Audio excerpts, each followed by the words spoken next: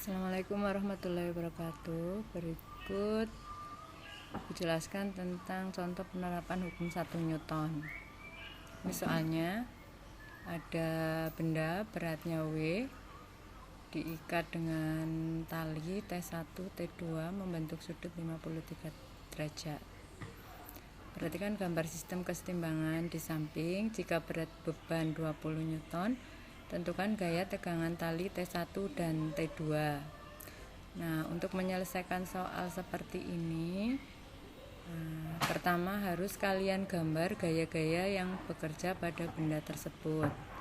Nah, benda ini memiliki berat W, maka gambar W selalu ke bawah 20 Newton. Nah, tali T1 sudah berada pada sumbu X, sehingga kita gambarkan saja T1 yang arahnya ke kiri.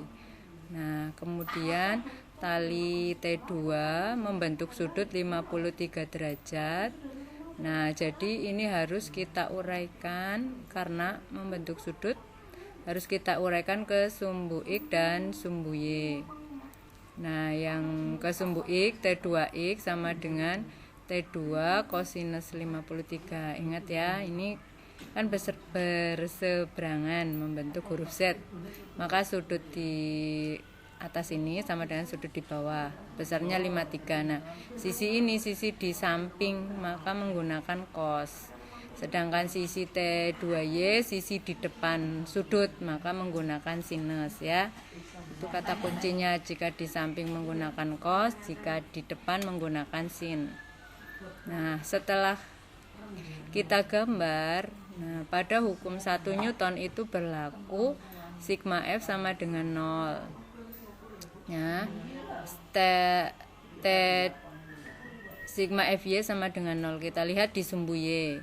Nah, untuk hukum 1 Newton, jika ke atas, gaya-gaya ke atas positif, gaya-gaya ke bawah negatif, maka T2 sinus 53 itu bernilai positif, sedangkan W bernilai negatif. Berarti T2 sinus 53 dikurangi W sama dengan 0.